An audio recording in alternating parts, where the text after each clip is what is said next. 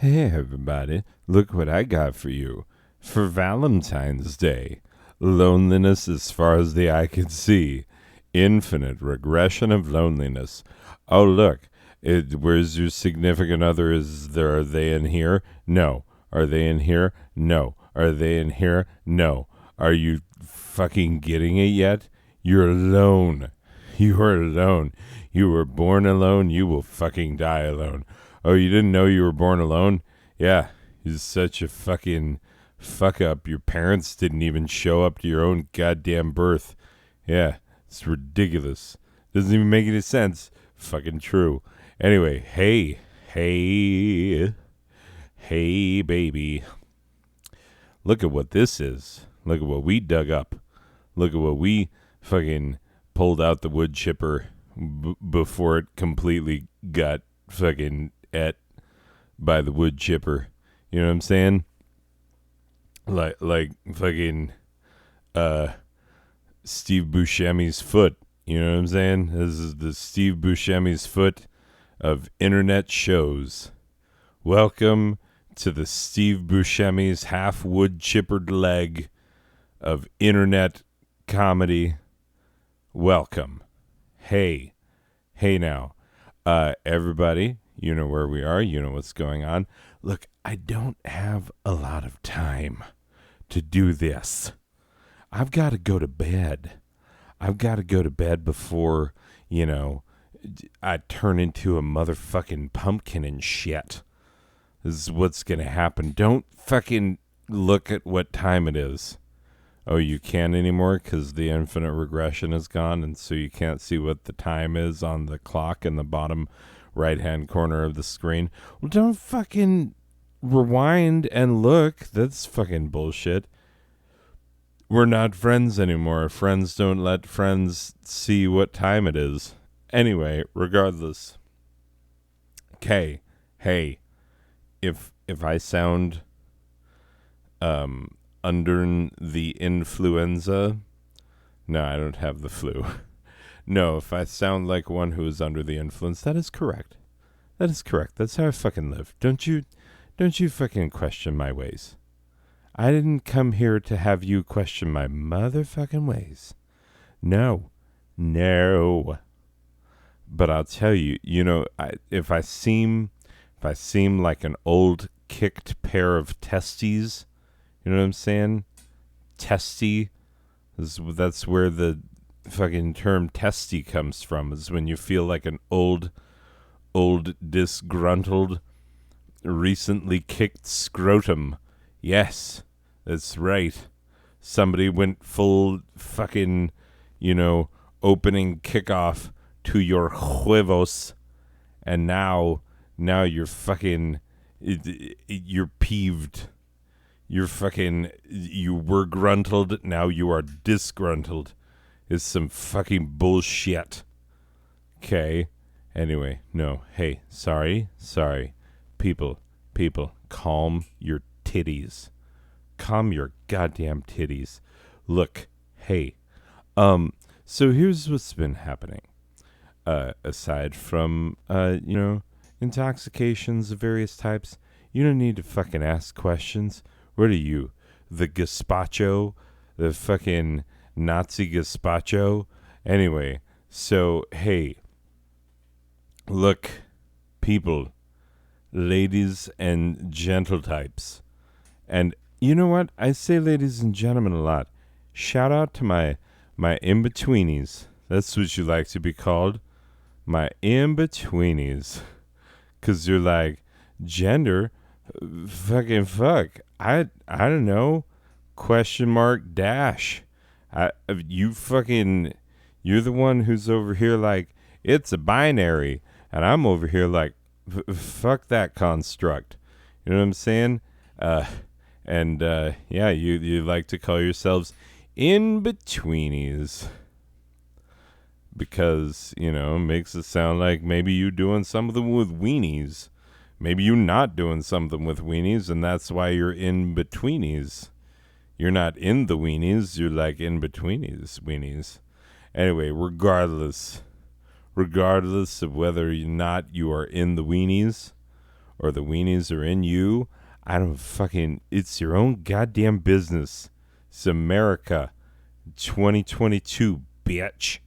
And so you fucking, whoever, love is love, man. Love is motherfucking love. You just find you someone and you hold on you motherfucking tight if you can. But guess what? Tonight is not even about that. You're going to find some shit out. You're going to be like, holy motherfucker, I didn't know that shit. And I'm going to be like, yeah, I'm a fucking educator from my work, brosif. That's what I fucking do. You know what I'm saying? I fucking bring the knowledge to the brains. It's my job title. Speaking of job titles, around the horn, real quick. Quit fucking around. I've already fucked around for 5.5, 5 and 6 and a quarter, going on 6 and 2/3, 6 and 2/3, going on 7, going on like just wasting motherfucking time. Anyway, hey, over here to my left, on my left-hand side, and on the left-hand side of God, lukewarm so that he can be spewed right out of God's divine, holy, sacred, puckering, warm, inviting, lickable mouth. Yeah. Oh, you don't think that when you see God's mouth that you're going to be like, oh, hey, God, what's up? Besides, I told you, the one and only true God is Emmylou Harris. And, like, it don't matter if you're dealing with Emmylou Harris circa, like, 1967 or Emmylou Harris circa, like, 1987 or fucking Emmylou Harris circa, like, fucking 7 o'clock tonight. You know what I'm saying?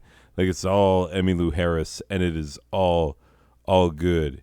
You know what I'm saying? So don't fuck around acting like God is not infinitely smoochable. Like, if your God ain't smoochable, then you got a God that's not worth shit. Change religions. Just do it. Don't fuck around with gods that you can't, like, hey, God, what's up? Take this tongue, God. You made this tongue. So this is like your tongue. I'm just giving it back. Yeah, that's what I'm doing. Hey, anyway, regardless, over here on my left, on the left-hand side of God, Braxton the white guy, room full of white people, full of fucking white people. You know what I'm saying? Sometimes you like, mix it up. And you look around, and it's like, we don't even fucking, like, goddamn, there's some white-ass people in here. Braxton, chief among them. He is pretend Rastafarian. He's trying to grow dreaded locks, but they look fucking terrible. It just looks like he's in desperate need of a shower. And it smells like he's in desperate need of a shower because it smells like skunky-ass weed, patchouli, and fucking half-formed dreadlocks that are like, I don't know, what is that, 62% dandruff at this point?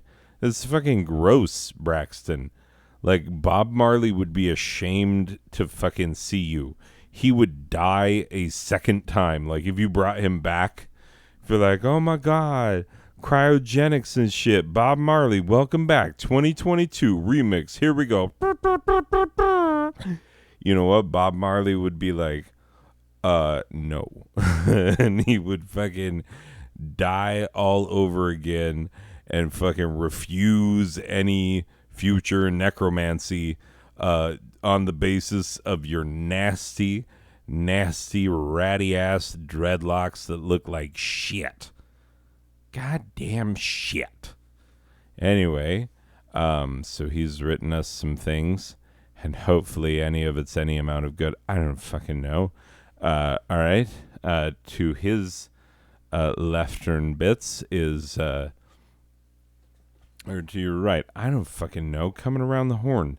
The next one over, starting from the left and coming around behind me. Yeah, fucking Ian, who does our promotions. and does a real shit job. Are you watching this right now? If you're watching this right now, did Ian fucking tell you about it? Because if he fucking didn't, then we should fire him, Chaz. I'm coming around again. Here's Chaz on my right. On my right, on my immediate right, right behind me on the right. Chaz is fucking... Oh my God. Chaz, this is, it's embarrassing. You fucking, like, honest to God, I'm gonna be perfectly honest with you. I am disgusted and grossed out. When I saw you coming in this morning, I was like, oh, I didn't know it was take your daughter to work day. And then here's this fucking young lady who's like grinding on you. She's grinding on you like she's trying to, fucking work that fennel into the sausage in your pants. You know what I'm saying? She's like fucking, dry humping you into next week, and it's like in front of everybody. If you're gonna fucking, this is inappropriate. She is like barely old enough to, like, I mean, she's barely smart enough to know her own first name, for Christ's sake. And then secondly, she's fucking the same age as your daughter.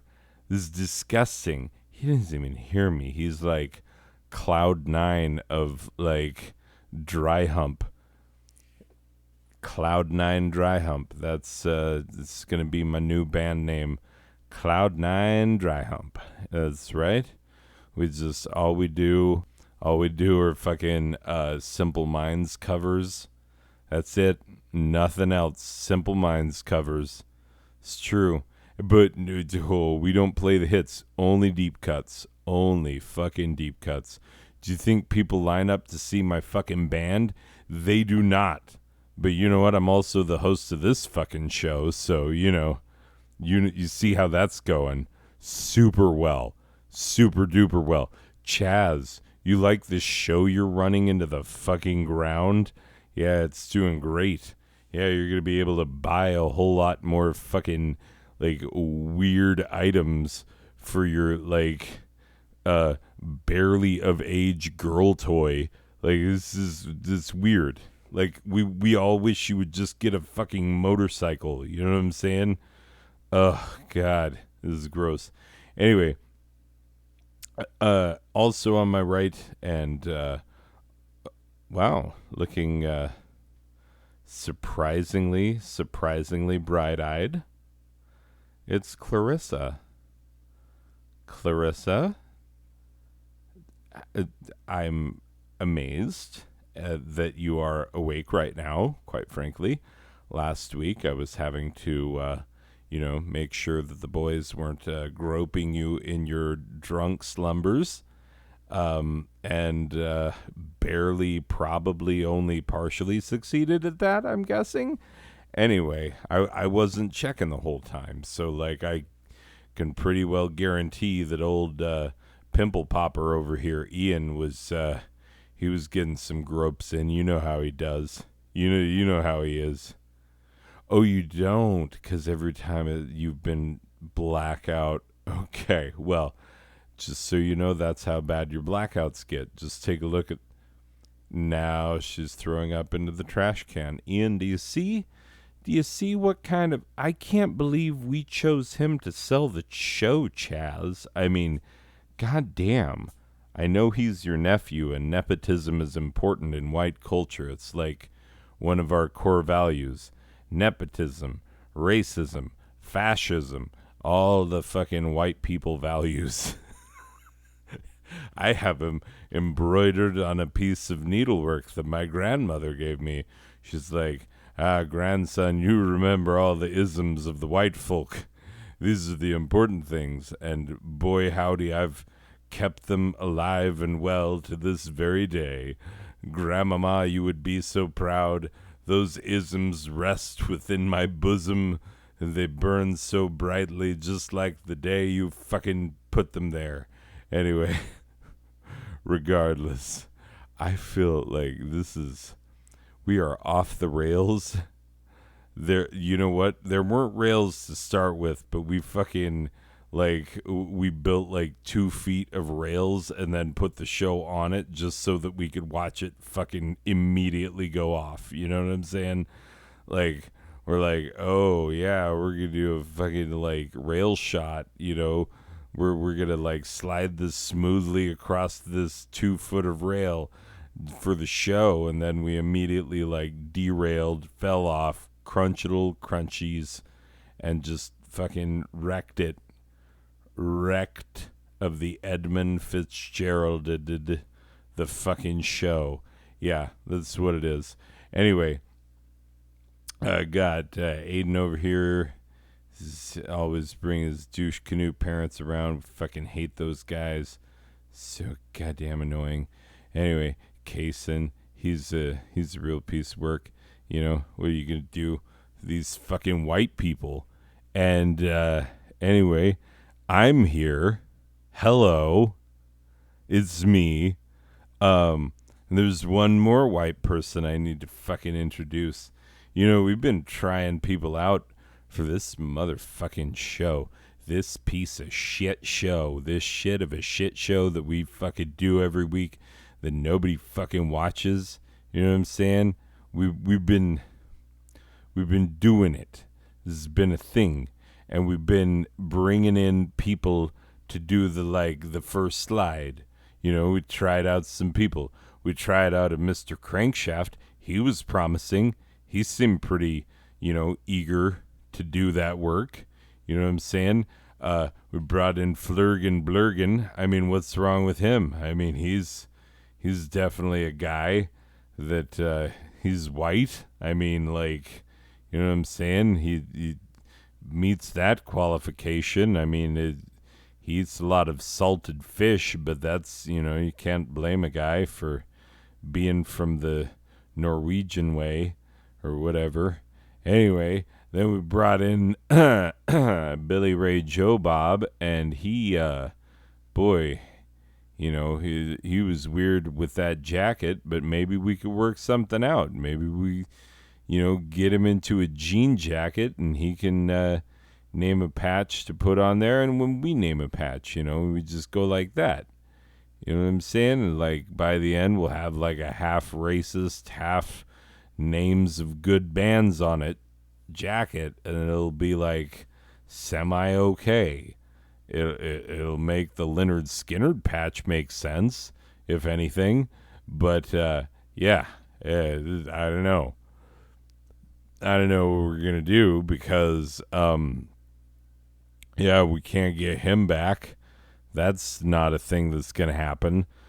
Shakespearean actor, very happy in women's lingerie in front of a packed crowd every fucking night. I can't get tickets. Some serious politic bullshit. People being like, oh, Rem Pemberton, you're not on our fucking list. We don't fucking know who you are. And I'm like, could you fucking calm it down with the fucks? For fuck's sake. You're a fucking goddamn theater where they put on motherfucking Les Mis last year, and you're up here fucking dropping fuck bombs like it's a fucking, first night of a, 3-night run for some goddamn punk band where the fucking gutter punk kids who you don't know how the fuck they get in. They're probably sneaking in, but they're begging you for beer money before the show. And then you get in there and they're already on the inside. And you're like, what the fuck? How'd you get in here? And it's well, at least this show's going to be motherfucking crazy. You know what I'm saying? It's not one of those. It's not one of those. It's a proper goddamn theater that people who have won Tony Awards have been hey, I am singing a song that will win an award for best thing that I did better than the other guy who is just as gay as I am, but also playing a straight character. Anyway, it's a whole thing. But I try to go in to see this motherfucking show, and it's sold fucking out. And these people will not give me a courtesy ticket. I think it's fucking insulting. And feel free to write your congressman, is what I'm saying. This is some fucking bullshit. I'm like an L-list celebrity. Like late L, early M. You know what I'm saying? Like, I'm on there. I'm in the fucking alphabet. I'm in, like, depending on how you count it, the first half of the alphabet of celebrity. You know what I'm saying? So, like, fucking throw me a bone. Let me fucking see your goddamn show. I'll say nice things. I'll tell some people in my fucking little black book, you're gonna have, like, some fucking guys in there from my agency, probably, who would listen to me on something like that. You're gonna have, like, fucking, I don't know, the accountant who fucking, like, this one didn't rip me off this year, so I'm like, okay, keep him around another year. Anyway, like, he might want to go see a fucking show. Like, I got some pull, baby. You know what I'm saying? I got some fucking pull because like, people know me. I'm fucking, god damn it, you know who I am. Anyway, so, yeah, couldn't get in to see that fucking show because the goddamn motherfucking, ticket situation is outlandish because everybody's like, oh, I heard that amazing Shakespearean actor read the first slide of that fucking show, because I don't make it much farther than that. You know what? I've been realizing a thing. The first, like, 10 to 15 minutes, sometimes 20. Look at this. We're pushing 20, 25. Fucking the first that much of the show is just me talking about white people and shit. And just setting up the goddamn show and complaining about shit. I mean, I know I'm a complainer, but, like, you guys been fucking up, all of y'all. I wish I could clean house, swear to God. Anyway, but, like, holy fuckerolies, people. I mean, come on. Come the motherfuck on.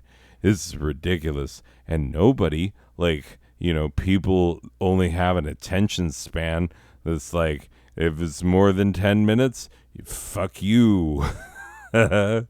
Meanwhile, my show is like, hello, good sir. I am like 3 hours of not very well put together, mostly improvised bullshit.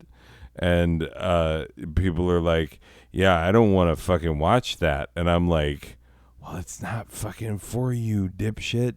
It's for me, god damn it. Back the fuck off.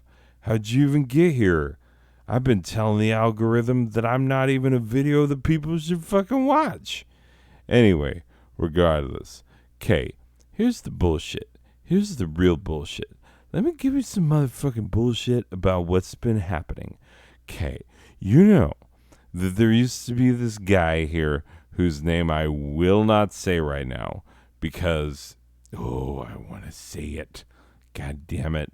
Anyway, he, legal reasons. How do we put this?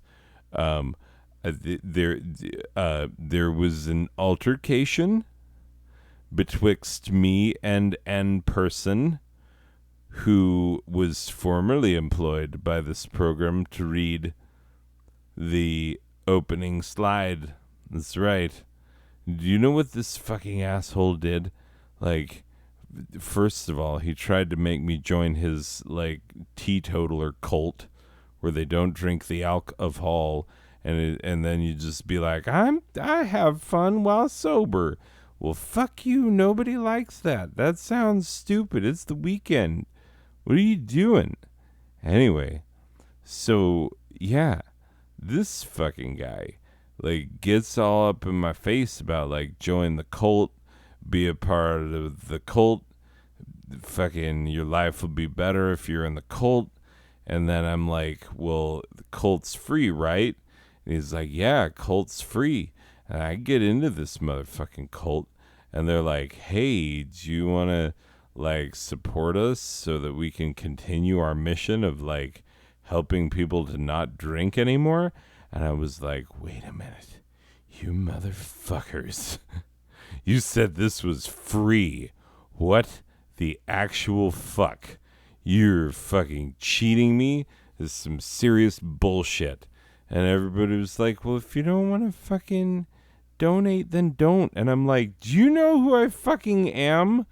And they're like, Jessica? And I'm like, why the fuck do people keep calling me that? It's not even my goddamn name. Anyway, so I'm like, no, but seriously, do you know who I fucking am?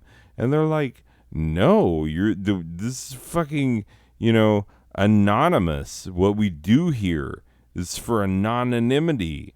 Anonymity. Anonymity. It's for not knowing what your name is. You know what I'm saying? And they're like, we don't fucking do names, man. And I'm like, well, how the fuck am I supposed to play the do you fucking know who I am card if, first of all, you don't appear to know who I fucking am? And that pisses me right off. First of all, that's where that starts.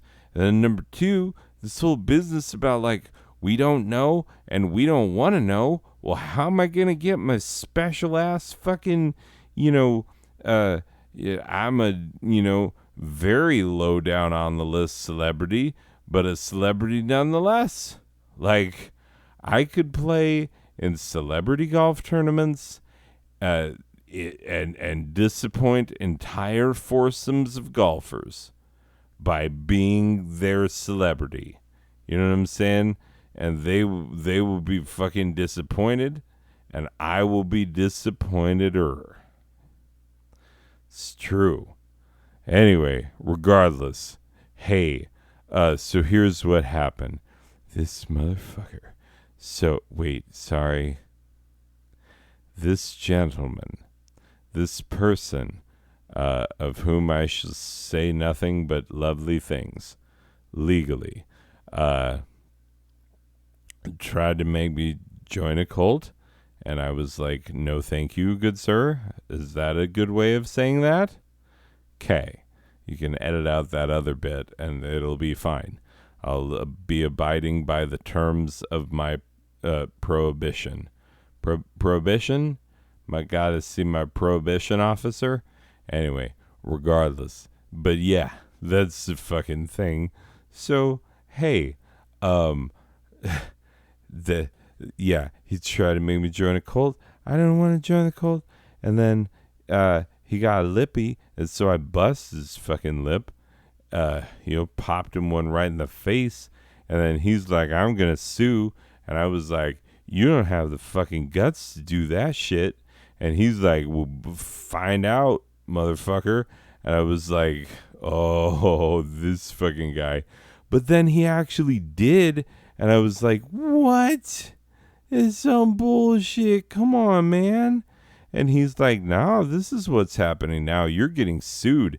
And this is right in the middle of us trying to find his goddamn replacement. And anyway, I've been really upset about this. But you know what? Fucking corporate. Goddamn them to hell. They were like, we're going to find a way to make it both of you work it out. Because that's how we make the most of money. And I'm like, is it all bottom lines with you people? And they're like, 100 the fuck %. Who you think you're working for? And I'm like, God damn it, some of the bench. And they're like, okay, so yeah, we're gonna fucking make it so that you're okay with this guy again, and he gets his old job back, and you have to not be like, he's a motherfucking asshole, and I fucking hate him, and I wish he were on fire and shit. Like, you know what I'm saying? You're not allowed to say shit like that. It's some bullshit. It violates his constitutional right of not having bullshit said about him. You know what I'm saying? That's the one that Trump was always like, don't I have that right? And we're like, yeah, you rescinded it when you were such a fucking asshole. Anyway, with your host. Wait, no, what the fuck? We haven't even said this yet. Anyway, I gotta finish my story because this is getting It's half an hour, goddamn motherfucking Jesus Christ. So, this fucking guy, we go to court over this shit, and he wins. Like, he wins. And so we're not, like, legally, I can't be like, hey, name that I'm legally not allowed to say anymore. Let's just say that it, is very similar to a number of former Soviet republics. I'm not talking about Georgia. Talk about, like, the Kazakhs place where they live, the Uzbekis, the fucking place where they live. You know what I'm talking about? The last syllable of those place names. Yeah, that's the person we're talking about. We're talking about Stanley Manley, and he's back. This terms of the thing. He won. He fucking won, and so now we have to let him do the thing forever. Apparently, I don't know if that's the thing that they can do, and they're like, no, you gotta pay him to say the thing forever, and I'm like, goddamn son of a bitch. But we'll survive. We will survive. As long as we know how to love, I know we'll be alive. Let's just do this. Stanley the Manly, say the thing. Weekend Have Fun, Volume 37. So good to be back. Yeah, it's, things, were different, and now they are mostly the same. Anyway, moving on with your host, Rem Pemberton. Can you believe how fucking long it took to get through that first slide? This could take forever. Oh my God. This is already breaking my heart. I tell you that much. My heart is broken in twain. Okay, Rem Pemberton of the Clemson Pembertons. Come on, Rem, play us a sad song. Oh, I'll play you a fucking sad song. I'll play you a song so sad your brain's gonna eat itself at how sad it is. This has always been the theme song. This has always been the theme. This has always been the theme song. This has always been the theme. Cha. Oh, the cha. The cha makes it work. All right, people. I'm Rem Pemberton of the Clemson Pembertons. We're here, and we're going to do a show. This week's episode, Epic Tales of Love Gone Wrong, or Thanks Sweet Fucking Christ, I'm Not That Guy. Yeah, that's true. Because here's the fucking thing, people. We did a Valentine's one about fingering and, getting up in your lady's business so good that, like, both of you are like, ugh! You'd be like, ugh! She'd be like, oh! And then your kids are like, what the fuck? Mom and Dad's room, I just hear slapping and moaning. Are they fighting a ghost in there? You know what I'm saying? You can make them ghost fighting sounds. Exactly. So, yeah. But, like, we did that one already. But what about the people who are fucking sad and lonely on this day of days? You know what I'm saying? Sad and motherfucking lonely. Well, we got 5 tales of sadness and woe, so you could be like, oh fuck, love do be like that. It's some fucking bullshit. I'm not down with that kind of shit, and fuck the very concept of love. That's what we're going for. It's what we want. We all feel that from time to time, where it's like, fuck you, love. You never bring me anything good. And love's like, the fuck did I do? It's like, fucking neglected me, you dumbass. And love's like, wait, who the fuck are you? And it's like, exactly, you asshole. Yeah, that's what it do be like. That's what it do be like. Anyway, so we got stories about that. Our first tale, a medieval philosopher and his much younger student, they sound built for the long haul. Yeah, those like super like lots of age gap between the dude and the girl. That's how you know it's built for the long haul. Oh yeah, good stuff. Anyway, this is about Heloise and Abelard.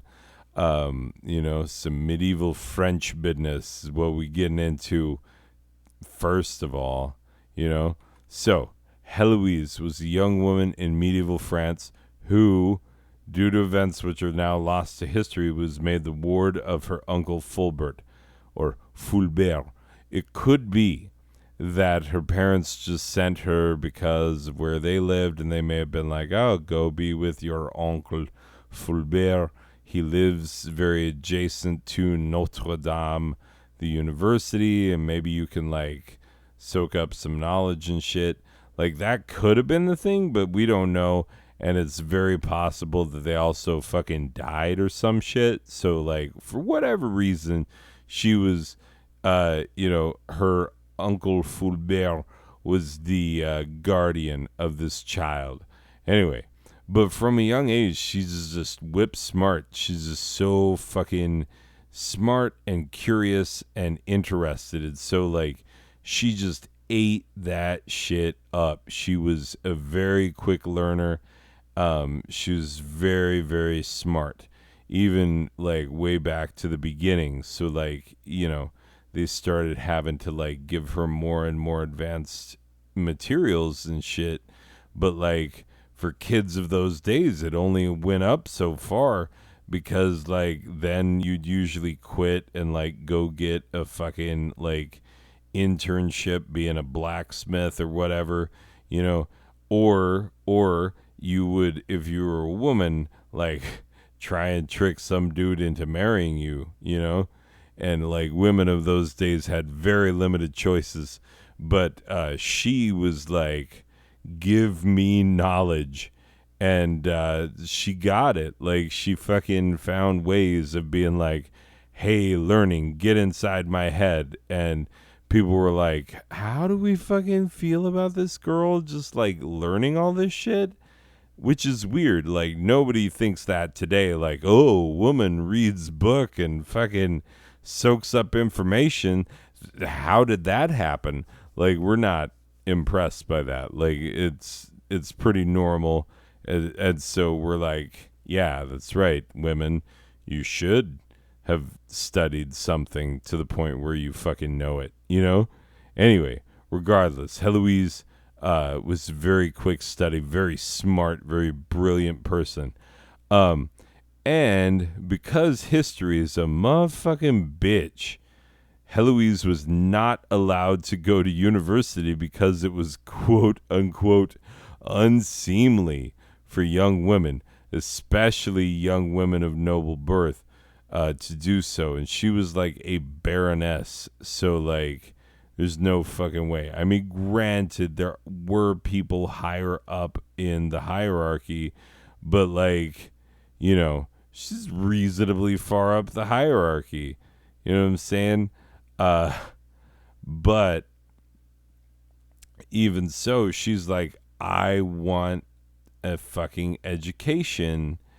And so yeah, her dad was like, well, we can't send you to Notre Dame. Like, we can't send you to the fucking university. Those boys will, fucking, fuck your pussy inside out. You know what I'm saying? Like, you can't be trusted with college boys. And this is literally actually part of the story, is that, like, you wouldn't trust your daughter with college boys because they would be, like, just trying to get that pussy all day, every day. You know what I'm saying? Like, that's what they were like. That's what they did back then. And so, like, you just didn't fucking trust your daughter around college boys. You just didn't. And so, like, yeah, she wasn't allowed to go to Notre Dame, but she like knew a lot of people who went there and who taught there and shit. And she like was very, very absorbent of so much information. Anyway, so yeah, she didn't go to college, and yeah, her uncle Fulbert arranged for the next best thing that a woman of her standing could have. He brought world-renowned philosopher, linguist, theologian, and musician Peter Abelard into their home to tutor Heloise. So, like, you know, he's got girl age 15 to 17. He's got man aged 30 to 37. Like, I don't know, somewhere in there. He's in his 30s.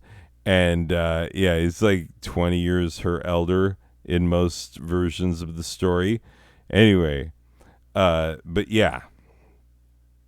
So, Uncle Fulbert was like, we're going to get this dude to teach you all the shits you want to know, daughter.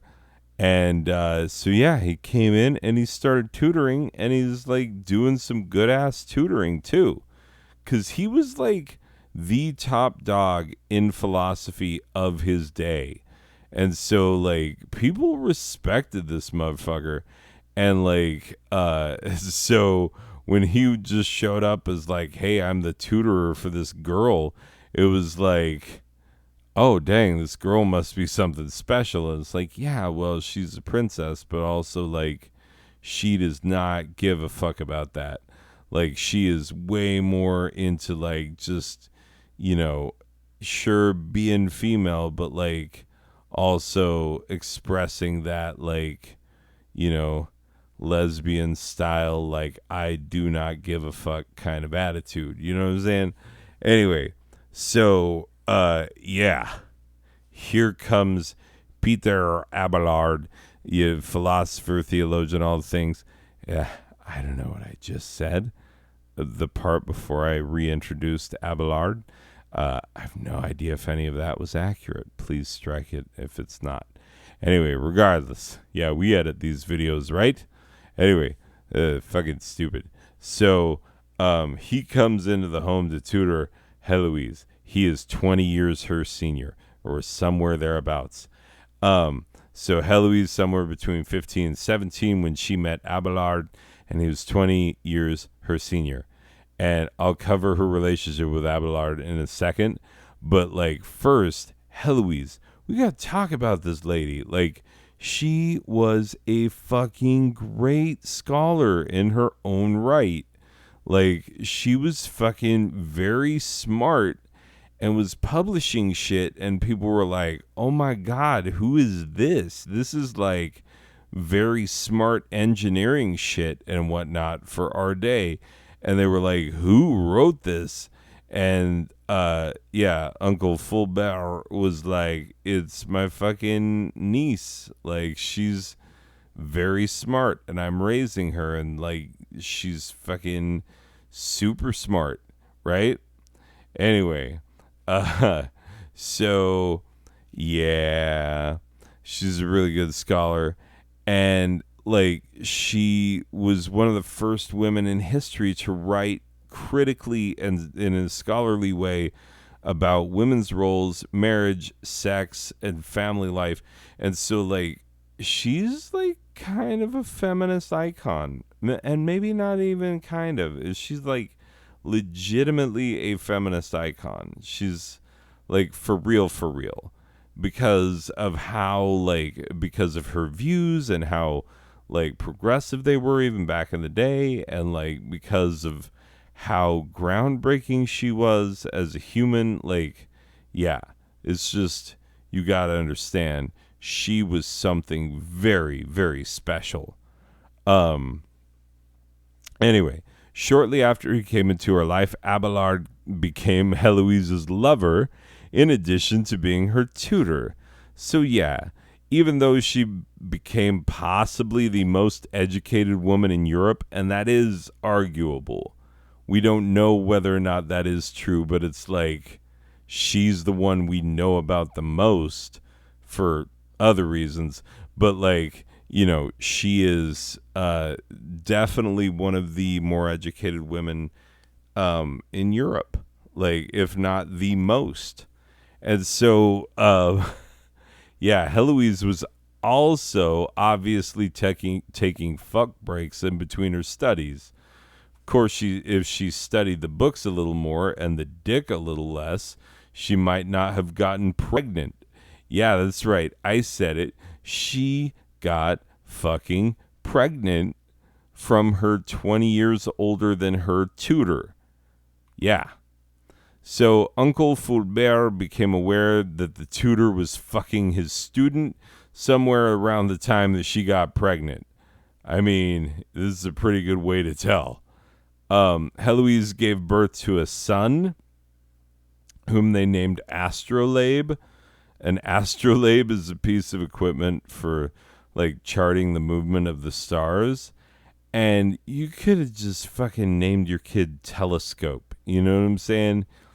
Like, you could have named him so many other things, even if you wanted to make it like, oh, scientific piece of equipment for astronomy. Like, you could, so many things you could have done. But they're like, nope, this is what it is. His name is Astrolabe. And like, all right, you did it. So yeah.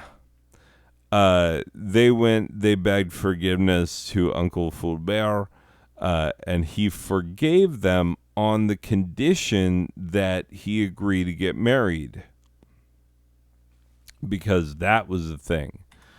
Now, most accounts, and I read several, have not made nearly enough out of the fact that this fucking guy, Abelard, only agreed to marry the girl he so willingly impregnated if she agreed to keep the marriage a secret so it wouldn't scandalize his precious philosophy career. And here's a fun fact. The 12th century was the last time you could use the phrase scandalize his philosophy career. You can't put that sentence together today. Like, first of all, philosophy and career don't fucking meet up very often. Oh, God damn it. God damn it. We skipped ahead unknowingly. I spilled on this keyboard recently, and I've had intermittent issues. It makes me sad. It's my favorite keyboard, and I fucking spilled on it carelessly like a dipshit. Anyway, regardless. Hey.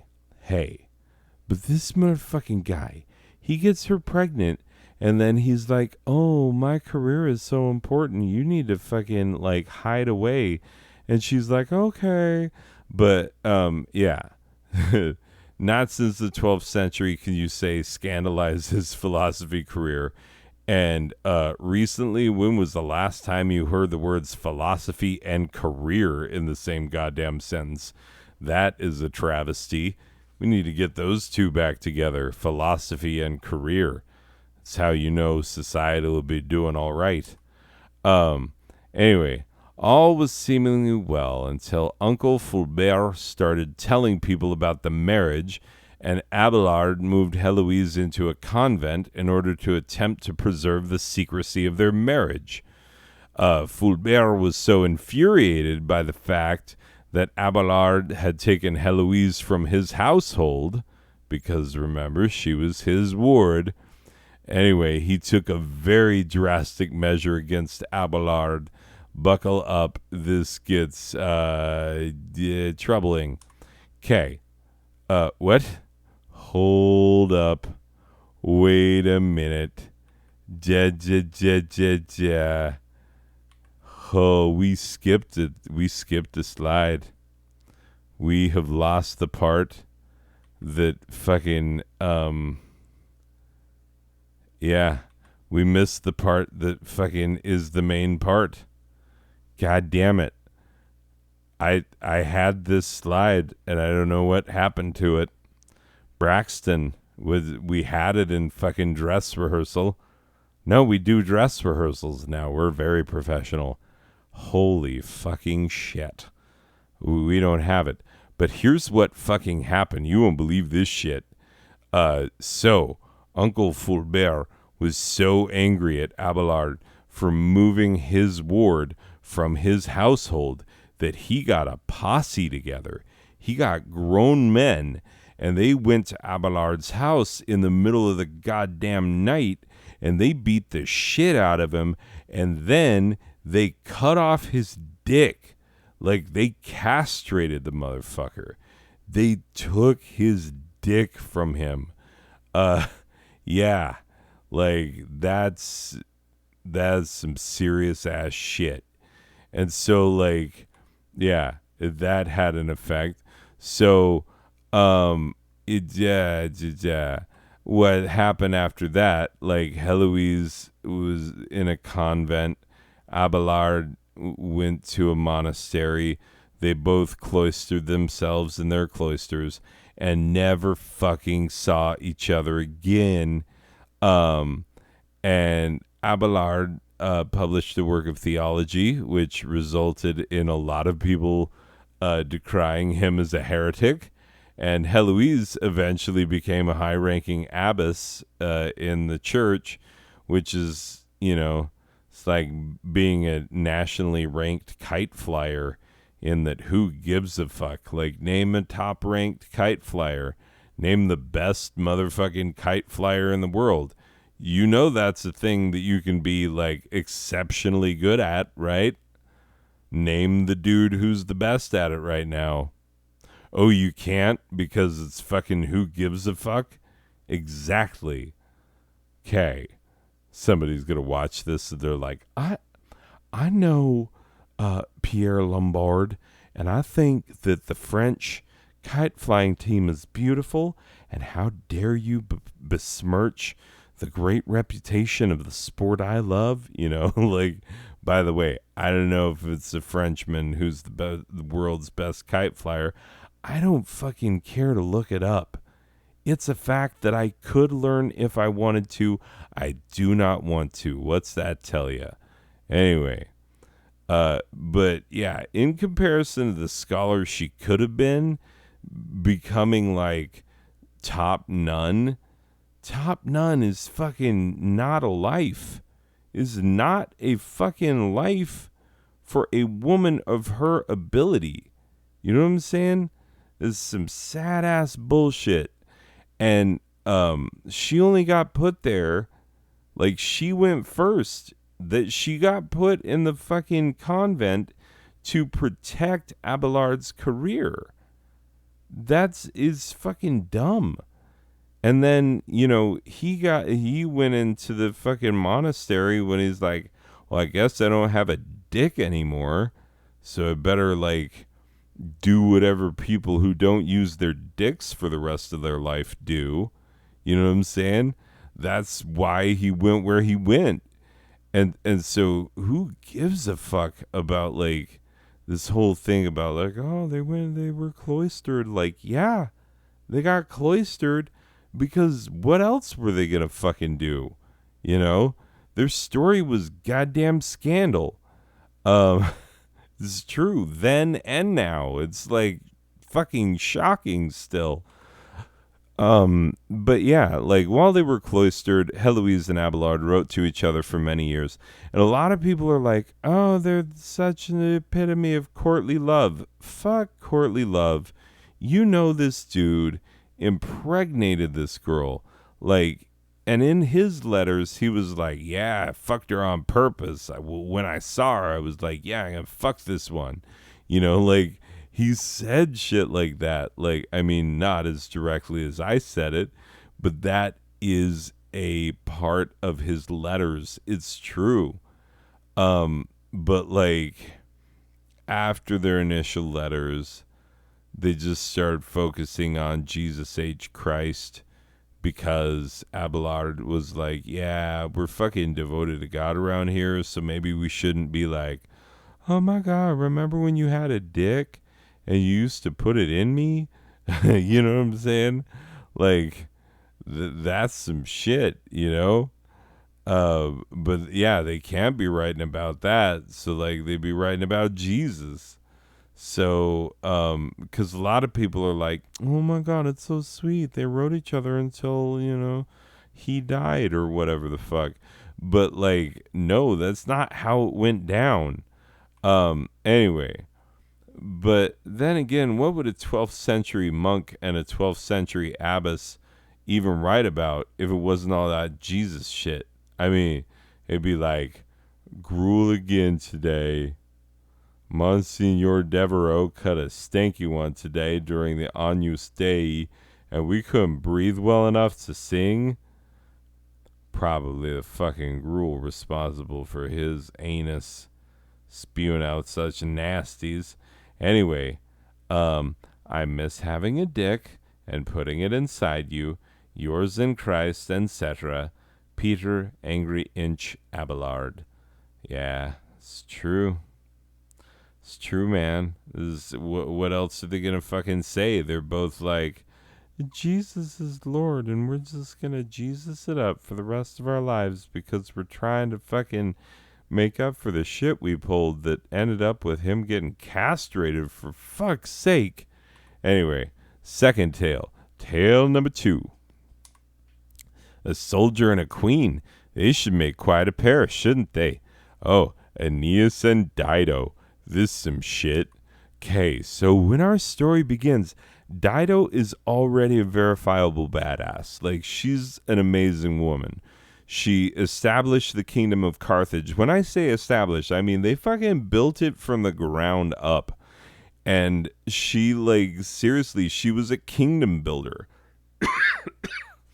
Do you understand what it means for a woman back then to be like, hey, motherfuckers, stack these stones on top of each other. You're building me a fucking palace. And them being like, okay, and it's going to be glorious. And she's like, you're goddamn right it's going to be glorious. And the rest of this city is going to be, like, impeccably designed and, like, really kind of fucking amazing for the time period in which it's built. And they're like, yeah, we want to do that for you, Dido. Like, what the fuck? Like, she was already on that. And you know, she had already suffered heartache and loss because Sychaeus, who also goes by other names, her husband was murdered by her brother Pygmalion, because Pygmalion was like, Sychaeus has so much monies and lands and whatnot. But yeah, after all that bullshit, Dido picked herself up, dusted herself off, and then she built a life that was arguably better than the one she had left behind. And she seemed genuinely happy to not be troubled with love at all. As a matter of fact, she had many suitors, and she was like, nah, bro. They'd be like, hey, do you want to get on this dick? And she'd be like, no, I legitimately do not. And so, like, yeah, people were very disappointed because she was very beautiful and very talented and a great leader and just a goddamn badass, you know? Anyway, yeah, that's the part I said. Because of her wealth and status, Dido had kings and princes from all over the world trying to get a slice of her pie, but she didn't want to have anything to do with them, which only made them want her more, which she found endlessly annoying. That is factually accurate. Then in walks this fucking guy. Aeneas is a soldier returning from the Trojan War. Think Odysseus in the Odyssey. That's basically who this is. But he has been given, rather than like just trying so fucking hard to make his way home, he's been given a sacred task by the gods to go and establish a kingdom in Italy. And that kingdom, of course, was Rome. So Aeneas and his crew, they're attempting to sail to Italy, which is, you know, where fucking Rome is. And they washed ashore in Carthage because of a storm. Dido is a good hostess, and she treats Aeneas and his men to a feast. And shortly thereafter, Aeneas and Dido, they're talking, and they're like, hey, we get along. And then they start walking together and spending time together. And Dido pretty soon realizes that Aeneas is the first man since her now dead husband that she's actually had any amount of interest in. Yeah, for real. And while they're on one of their walks, Aeneas and Dido wind up caught in a storm, and they have to take refuge in a cave. And one thing leads to another, and Aeneas winds up exploring an altogether different cave with his own personal stalagmite, if you know what I mean. You know what I fucking mean. Stalagmite. Getting it up in that cave. Yeah. He gonna show her his O-face up in that cave. Anyway, regardless. After Aeneas and Dido have what I can only imagine is some very uncomfortable cave sex, Dido tells everyone that she and Aeneas got married in the cave because slut shaming is fucking real. You know what I'm saying? Like, she had to be like, okay, I'm the queen. I've established this country. And, like, everybody knows that I'm not divorced, that I'm a widower or a widow. Yeah, that's how you say words. She's a fucking widow. Her husband was murdered by her brother. She's been through some shit. And so, like, yeah. It's a whole thing where, like, you know, if you've been single for a long time and you are the ruler of a country, you can't just all of a sudden be like, hey, here's my new boyfriend. Like, it'll destabilize the economy and shit. Like, you don't know. You have no idea what's going to happen when you introduce your new dude. So, like, yeah, this is a whole thing. Anyway, but, like, yeah, she has to tell everybody that they got married because otherwise people would be like, oh, so you met a new friend. Can you imagine just super waiting for the wedding and however many years that's going to be? And Aeneas is like, that's going to be a problem. And Dido's like, yeah, that's going to fucking be a problem. Like, goddamn, we can have this shit. Get married right away and whatnot, or tell everybody that we did. That was her idea. Anyway, but yeah. So if they were married in the cave, then it would make their spelunk fucking just some regular old spelunk fucking and not spelunk fornicating. Yeah. And of course, you know, when word got out that Aeneas was getting up in that business, people were incensed. They're like, what? She's taking a man, just one that, like, crashed on her shores, and now he's, like, getting all up in that business? That's some bullshit, you know? And they start coming to her and being like, hey, I thought it was you and me. And she's like, I never tried to give you that fucking idea. And they're like, well, can we still be, like, allies and shit in the coming war? And she's like, yeah, that's totally fine. Totally cool with that. But, like, fuck off if you think you're going to fuck this. Anyway, regardless, they got very jealous. And when Iarbas, king of the African kingdom of Numidia, which is not a place anymore, when he found out that Dido had been spelunk fucking Aeneas, he goes and he whines to Jupiter and he says a little prayer and he's like, oh, Jupiter, she's spelunk fucking, and that's some bullshit. And it's making Aeneas forget that he's got a sacred duty to go found the kingdom of Rome. And so Jupiter's like, hey, Mercury, go down there right now and tell this fucking guy that he's got to get his shit together. Because, you know, he's got to go someplace else. He's got to go to Rome. And so Aeneas, rather than stay with a woman that was clearly he was not worthy of, he chose to sneak out in the dead of night, board his ships with his men. They all sailed out to sea. And when day came, Dido saw that Aeneas was like pulled anchor and moving on, you know. And she thought about sending ships, but she didn't have any that could catch him and it wouldn't have mattered. And, you know, he was already too far out. And so she took matters into her own hands in another way.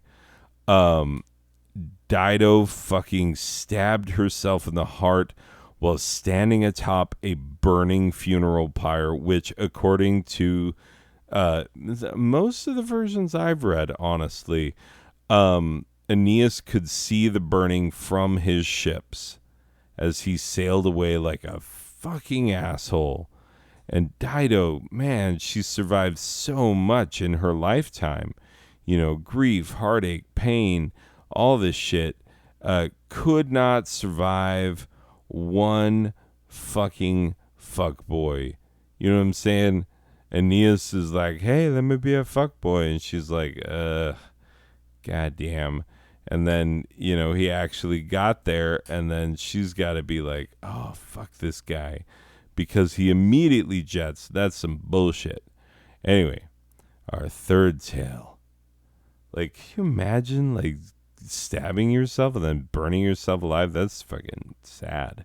Anyway, our third tale. You could reasonably argue that this one is at least partially responsible for starting World War I. This is factually accurate. You're going to see some people who are finally, like, we did some oldie old ones. This is people who are old enough, like, or recent enough to have been photographed. So late 1800s, what are we talking about? Archduke Rudolph, Crown Prince of Austria. This is who we're talking about. And Mary Vetsera. Anyway, born in 1858, Rudolph was the heir apparent to the entire goddamn Austro-Hungarian Empire. You know what I'm saying? It's a big-ass chunk of Europe. And he was raised to be a capable emperor. That's what his upbringing was all about. Wasn't all about anything else like, oh, how to be social and like how to have a good time when you're young. No, he was raised to be an emperor. Like, and he was destined to be one of the world's last emperors. So there is that. In 1881, he married Stephanie, the daughter of King Leopold II of Belgium. And, you know, this was a marriage that was largely for convenience, so that, like, Belgium could link itself to the crown, you know what I'm saying? Like, it's honestly more political than anything else. But, yeah, they had 2 solid years of marriage before they became bored of each other and just, like, literally were like, I'm not really talking to you. And so he's like, oh, so I could start fucking other women? And she's like, what? And he's like, oh, never mind. I'm just going to do a thing. It's whatever. We're not officially together right now. So like, whatever. Yeah, it's a whole thing. Okay. It's very late. I'm very under the influence and I have no idea if I'm telling any of these stories right. I'm sorry. Apologies. In 1888, he met Mary von Vestera, a woman more attractive and lively than his frumpy dump of a wife. True. And once they met, they basically immediately started a sexual relationship because she was a baroness. We actually have several photographs of her, which was rare for a woman of this time period. You don't just find, like, more than one photograph of a woman from the, you know, late 1800s. You know what I'm saying? Like, it just didn't happen unless you were some sort of celebrity or star or something. And, but yeah, given the nature of who she was, like, yeah, they got pictures of her. Actually quite a few. So like this one, and most importantly, this one. I don't know why most importantly, but whatever. Move along. So Rudolph attempted to divorce his boring ass wife, Stephanie, but he did not love her. We can assume that this... Wait, what? God damn it. Keys. Okay. She had lots of pictures. Church did not approve of the divorce, as they fucking didn't back in those days. Fucking church. Who do you think you are? Anyway, in what has become known as the Mayerling incident, named for the hunting lodge in which it took place, Rudolph and Mary carried out a murder-suicide pact. He shot her first, then spent several hours, apparently, with her and with her dead body before he shot himself. So, yeah. His parents, the reigning emperor and empress, first attempted to cover up the son's cause of death, claiming that he had a heart attack. This story was quickly and easily rebuked, and the royal family later acknowledged the murder-suicide pact because it was fucking real. It must be noted that his mother, Empress Elizabeth, only lived for 9 more years following her son's death because she was murdered by an anarchist, Luigi Luciani, who sounds like one of the guys going to win that lucky weekend listener giveaway. Yeah, the one that pays to play. You might win. You don't fucking know. Anyway, yeah. It was the death of Rudolph which opened the path of succession to Archduke Franz Ferdinand, whose death sparked the fires of World War I. So, like, yeah, it was the assassination of Archduke Ferdinand that, like, basically turned Europe into a war zone, which is crazy because it happened very quickly. This goes to show how, like, things can go when you're like, it's not going to be that way. And then next thing you're looking at the news and you're like, oh, God damn it. Anyway, our fourth tale. We're zipping through. We'll make it. A regular-ass woman manipulates one of the most famous men in history just to show how susceptible even the greatest men are to womanly wiles. I love this story. This story is amazing. Hope you enjoy it. Aristotle and Phyllis. The philosopher Aristotle, you know the one from, like, being Aristotle, who's a fucking amazing philosopher. Anyway, you know the one. Student of Plato, father of logic, rhetoric, realism, political science, the scientific method, and, like, a dozen other shits that you unknowingly rely on, like, every goddamn day of your life. And he's the one who was like, here, I invented this shit, you know? But even beyond that, he was once the teacher of a young Alexander III of Macedon, later referred to as the Great, you know? Alexander the Great. Like, that's totally him. You know what I'm saying? Anyway, it's entirely possible that the connection between Aristotle and Alexander gave people of the day the greatest fucking name drop opportunity in history. So I was just over at the palace chilling with 2 of the most important men in history, and you won't believe what Aristotle did. He invented the scientific method just to show that he could. Classic Aristotle. Oh, Alexander was in stitches. Oh, what a douchebag. Sounds like a douchebag. Aiden, is this your great-grandfather? Anyway, so in Alexander's father's court, there was a woman named Phyllis. Phyllis was a part of the queen, Alexander's mother's, entourage, but she was generally known by many to be fucking the king on the side. That would be Alexander's father. Aristotle could see that Alexander was entranced by Phyllis, but Aristotle knew that this woman was trouble. Differing sources vary on what happened next. Either Alexander was already tapping that ass, and it was interfering with his ability to be a good ruler, or he wanted to tap that ass so badly that it interfered with his studies. At any rate, Phyllis wasn't having any of that. Like, she was like, no. Fucking no. Alexander thought Aristotle was immune to Phyllis due to his great intellect, and he thought that, as an exceptional man, Aristotle could not be charmed by Phyllis. As a woman, Phyllis knew that that was a load of fucking shit. Just bullshit. It's true. Straight men and bi men, and even some gay men, can't resist sexy, curvy femininity. It's so fucking good, even some women prefer it. You know what I'm saying? That's how good it is. Anyway, Phyllis told Alexander to watch and learn.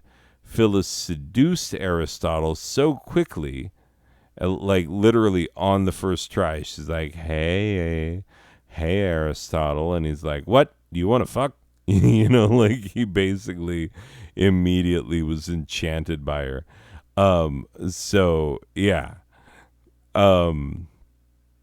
So she seduced him so quickly she was able to get him to agree to a request that he should not have agreed to. And here's the request. If she agreed to ride his dick, then he would agree to let her be the dominatrix and ride him through the streets in full horseplay mode. Like, I kid you not, bridle in his mouth, all the shits. Like, if you know what horseplay is, all the fucking shits back then. Like, what? Fucking dress up for adults for, like, as a fucking horse? And go pretend to be a horse and shit? Like, what the fuck? People are weird, man. Anyway. But yeah. The deal was, if she rode his dick, then he would have to let her ride him through the streets where people could see it, you know? But yeah, I know what you're thinking. You're like, wait a minute, dominatrixes and fucking horseplay? I mean, not like horseplay like, hey, stop throwing that, but like horseplay like fucking, I am pretending to be a horse. And can we fuck for real while I'm wearing this weird fucking fursuit? You know? Like that's what that is. Anyway, regardless. For fuck's sake, no, let me get this part out. You know, people always assume that like whatever generation they're in, like, oh, we invented all the fucked up shit. That was us. Oh, hello, kitty. That kitty scared the shit out of me. She just reached out to get some lovin's. Anyway, but humans, since fucking dawn of time, have been like, let's find new ways to fuck each other. Like, let's get into some shit. Like, you pretend to be a horse, I'll pretend to be whipping you, and then we just fucking fuck. That's some shit. Like, let's do it. Anyway, for fuck's sake, like, you think this shit is new? No. The Romans put sex positions on coins. It's true. They also had public sex shows. Like, shows where people were, like, full-on penetrative fucking in public. And there is a bas relief carving, which I found when I used to be an architecture librarian. That is the thing that I was in my life. Fucking good at it, too. Anyway, so there's a bas relief carving of a man and a woman who are having fully penetrative fucking sex on a slack line. And because the carving is really well done, you can tell that, like, the slack line is helping with the thrusting in the fucking that they're doing in public as people are, like, watching and then, like, throwing coins in the hat, being like, oh, that's some good slackline fucking. Here you go. I like this shit, you know? So, yeah. Anyway, that gives me an idea. Hey, Ren Fair hippies in the park, I've got something for you to work on before you leave town in your converted school bus. And telling you, this one, people are actually going to like it. They're going to like it a lot more than they like fucking devil sticks and patchouli and drum circles and white boy dreadlocks. I'm just telling you. If you can imagine someone liking something more than that, I got a thing. Yeah, you and the hot one, You know, the weirdly hot hippie chick. Yeah, get her. Like, we're going to see how this goes. Get up on that slack line. We got some magic to make. Anyway, but, yeah. So here's the thing. Like, Phyllis totally had sex with Aristotle, and then she fucking rode him like a horse, bridle and everything. And young Alexander learned what may have been the greatest lesson that Aristotle ever taught him. Don't ever think you're so high and mighty that you couldn't have your entire fucking life destroyed by a woman whose shit list you weren't fucking smart enough to avoid getting on. This is right. You stay off her shit list, and then maybe she won't fucking destroy you and everything you care about. True story. So, hold up. Okay, so, great man of history, Aristotle, publicly humiliated. And as if his humiliation were not enough, like, this fucking story has become the favorite story of so many artists who have created so many works of art based on this. So you have this beautiful block print by Hans Baldung, the great German Renaissance printmaker.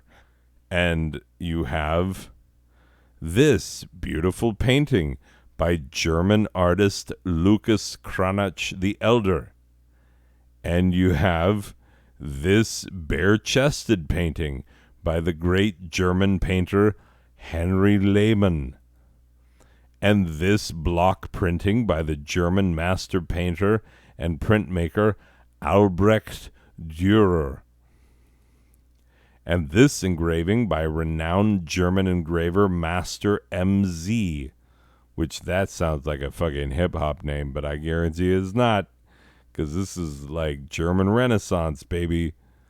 And this print by an unknown German printmaker.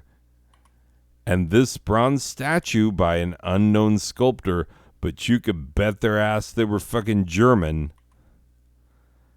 You know what I don't get? What is it about Germans that makes them want to make so many works of art based on this story? I don't even know. What is it about Germans? If any of my viewers are German, leave a comment. Tell me, why do you think it is that the Germans are making pieces of artworks off of a woman riding a man like a horse? I don't know. I don't know why Germans are so interested in that. I don't get it. Anyway, moving on. The fifth and final tale. A meaningless lump of a man gets into a relationship with... That's man. It's a fucking boy. It's a fucking child. So a meaningless lump of a child gets into a relationship with one of the world's foremost women. Can he manage to not fuck this up? Guess. It's fucking... You've seen what's happening in the show. Anyway. Taylor Swift and Joe fucking Jonas. In July of 2008, it was announced in the press that America's favorite blonde... Yeah, that's right. Fuck you, Ellen. Fuck you. We know you're an asshole behind closed doors. It's all a fucking act. We're on to you, Ellen. Anyway, but yeah, so America's favorite blonde, you know who it is, had begun a relationship with one of the brothers in a band of America's most forgettable brothers. It's true. What the fuck? Why are we skipping two at a time? So these two dated for only 4 months, and their every move was recorded because, well, America loves T. Swiffy. No one calls her that. Don't do that. That's weird. Anyway, they seemed happy together. I don't know why. I mean, why shouldn't fucking Joe Jonas over here be happy to be on the arm of America's sweetheart?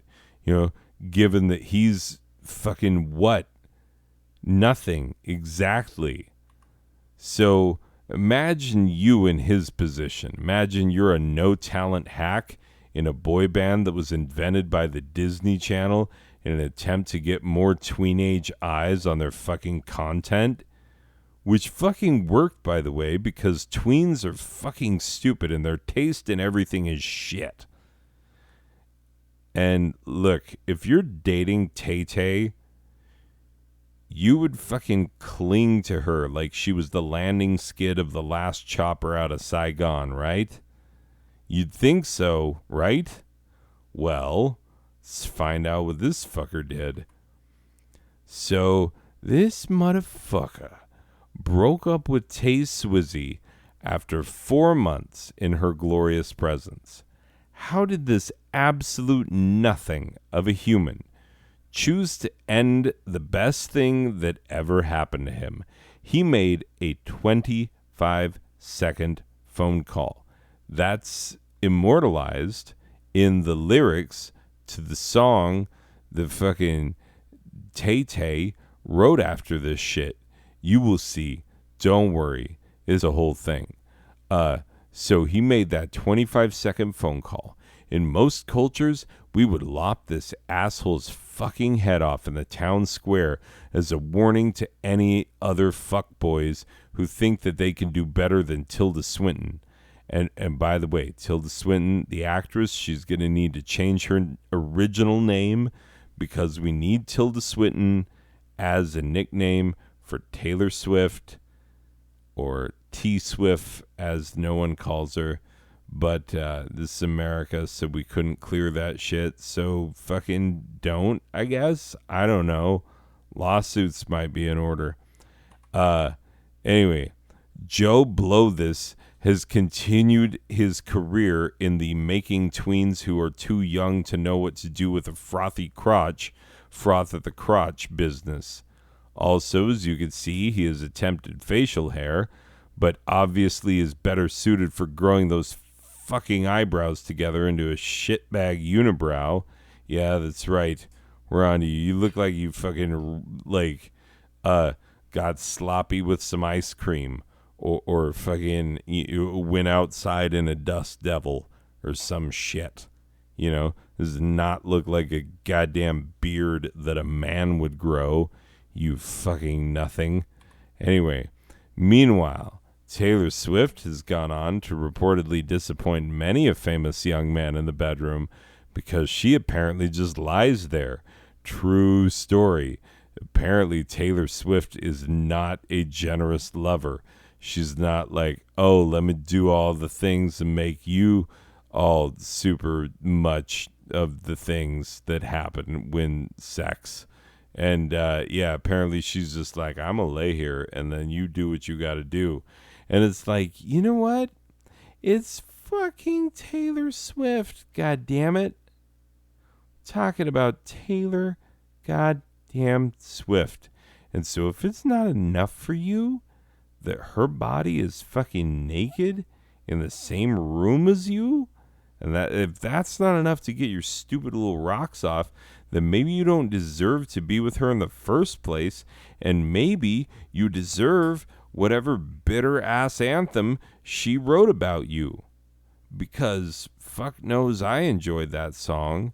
I don't know which one it was, but you fucked it up, and now I get to listen to that song. That's how it goes with Tay Swizzles, with Swizzle Sticks. Yeah, that's how it goes. Oh, and let us not forget that Joe Jonas's epic douchebaggery was the inspiration for the song Forever and Always, which was a late addition to the Tilda's Swizzleton fucking landmark of an album, Fearless. It's not my favorite track on Fearless.